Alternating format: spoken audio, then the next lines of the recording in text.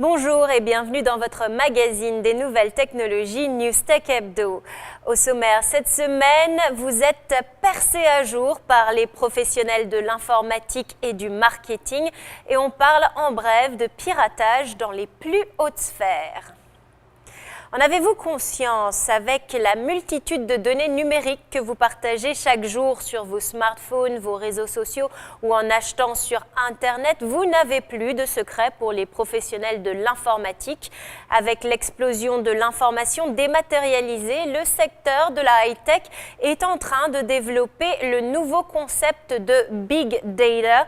Comprenez le traitement des grandes données, cette dernière gérée à l'aide d'outils dits de business intelligence servent à digérer des tendances et à réaliser des prédictions allant du trafic routier au pic d'affluence dans les transports en commun au nom le plus populaire pour une campagne de pub. Bref, vos goûts et vos moindres faits et gestes sont analysés et réutilisés.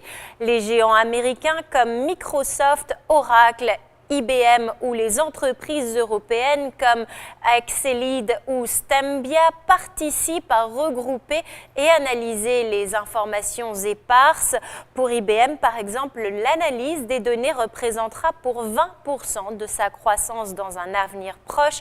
Autant dire que vous n'avez pas fini d'être surveillé.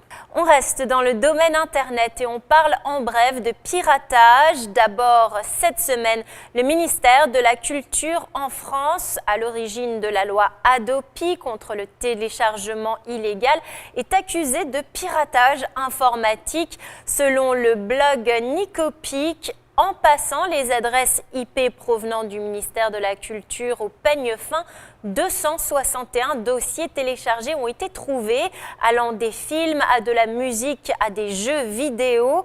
Ces accusations restent toutefois encore à prouver, d'autant que l'adresse IP n'est pas une donnée fiable pour identifier un internaute. Pas de réponse du ministère de la Culture pour le moment. Toujours en bref, cette semaine, le site de Valérie Boyer, députée à l'origine de la proposition de loi condamnant la négation des génocides, a été piraté dimanche dernier par des militants pro-Turquie.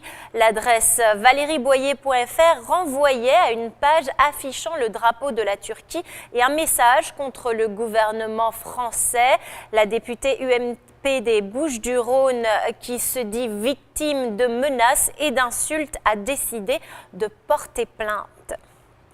Newstech Hebdo, c'est tout pour cette semaine. Bonne fête de fin d'année. Je vous retrouve l'année prochaine, toujours au Nasdaq, pour d'autres nouvelles du monde technologique avec NYFP.